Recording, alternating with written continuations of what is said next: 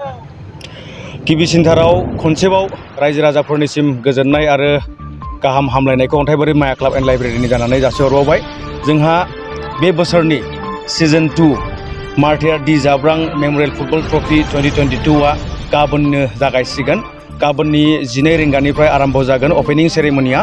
आरो बे अपेनिं सेरेमनियाव साफ्रोमबो जोलुर जोनाय बादायलायनायखौ मोजां मोनग्रा रायजो राजा नोंथांमोननिसिम अन्थाइबारि माया क्लाब एन्ड लाइब्रेरिनि जानानै गुरै खावलायहरनाय जाबाय जे नोंथांमोना लैहोर लैहोर फैनानै अन्थाइबारि माया क्लाब एन्ड लाइब्रेरिनि फोथाराव जेन गाबोन नुजाफैयो, जाहाथे जोंनि बे ग्रेन्ड अपेनिंखौ जेन साक्सेस खालामफैयो, बिनि थाखाय बयनिसिमबो खावलायहरनाय जाबाय। गाबोननि बे अपेनिं सेरेमनियाव जोंनि गेजेराव नुजाफैगोन मानगोनां आलासि बिटिआरनि स्पर्ट्सनि इएम मानगोनां दावबायसा बर', बेजों लोगोसे नुजाफैगोन माननि आलासि सिइएमनि ओएसडि मानगोनां डक्टर सांग्रां ब्रह्म, आरो बेजों लोगोसे गोबां माननि आलासिफोर आरो लकेल इन्टेलेक्सुयेल्सफोरा नुजाफैगोन। बेजों लोगोसे गाबोननि अपेनिं सेरेमनिखौ गाजा गोमजायै मेहेरगोनां खालामनो थाखाय जोंनि गेजेराव गोबां रिंगु दामसाफोर दङ।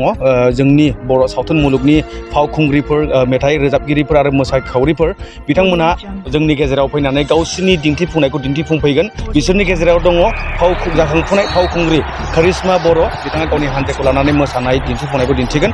आरो बेजों लोगोसे दङ जोंहा खाथिनिनो इस्लाकाटा जोहोलावसा ख्रिस्टि आफाद, बिथांमोनाबो फैनानै जोंनि गेजेराव ख्रिस्टि मोसानाय हारिमु आयदानि मोसानायखौ दिन्थिफुंफैगोन। आरो बेजों लोगोसे दङ जोंनि गेजेराव हारि फोजाखांनायनि, हारि अननायनि, जाथि अननायनि गित रोजाबनो जोङो जोंनि खाथिनिनो मानगोनां थान्दै मोसाहारि बिथांखौ जोङो हांख्रायदों। बिथाङा जोंनि गेजेराव फैनानै जोंनो गित रोजाबनानै खोनासंहोफैगोन। आरो बेजों लोगोसे जोंनि गेजेराव बर'नि सिगां सारिनि इउटिउबार मानगोनां आलफ्रेड आरो बेजों लोगोसे मेहेर वारि आरो बिथांमोनाबो जोंनि गेजेराव नुजाफैगोन।